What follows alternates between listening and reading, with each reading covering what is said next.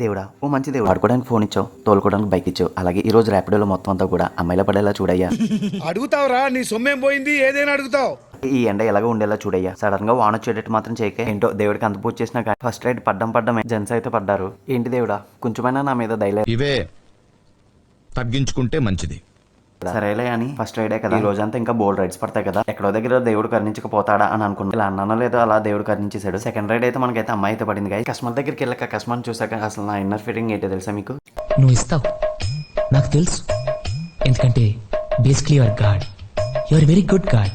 అలా అయితే అనిపించింది. సరేనని చెప్పి కస్టమర్ దగ్గర ఓటీపీ ఎంటర్ చేసుకుని కస్టమర్ని అయితే ఎక్కించుకొని రైడ్ అయితే స్టార్ట్ చేశాను. అలాగే ఎక్కడ దించాలో కూడా కస్టమర్ నాకైతే అక్కడ దించేశాను. అలాగే వెంటనే అయితే ఇంకో రైడ్ పడింది, అది లేడీ కస్టమర్ అయితే పడ్డారు. అలా నాన్ స్టాప్ గా 2 రైలు పడగానే మనసులో ఇదే అనుకున్నాను, నిజంగా దేవుడు నా వైపే ఉన్నాడు. అందుకే వరుసగా మనకి అమ్మాయిల రైడ్స్ అయితే పడ్డారు. రోజుకి చిత్త ఖర్చు కుక్కలే కదా ఈ రైడ్స్ ఇలానే ఈ రోజంతా కూడా కంటిన్యూ అవ్వాలని దేవుని అయితే కోరుకున్నాను. కానీ మధ్యలో సడన్ గా అనుకోకుండా ఒక అతిథి అయితే ఎంటర్ అయ్యారు. అదే వాన. విజయవాడలోని తాడేపల్లిలోనే అయితే ఫుల్ గా అయితే వర్షం అయితే దంచేసింది. ఈ దెబ్బకు భయపడి నేను వెంటనే అయితే ఇంటికి అయితే స్టార్ట్ అయిపోయాను అనమాట. ఈ రోజు వ్యాపారం కూడా దెబ్బడిపోయింది. 4.5 రైలు పడ్డాయి, 97 రూపాయలు అయితే వచ్చింది. ఇంకా నైట్ అయితే పెద్ద మంది మురుగులతో వాన అయితే దంచేసింది అనమాట. ఫస్ట్ అయితే ఒకటి అనుకున్నాను, అసలు అనుకోలేదు. దేవుడా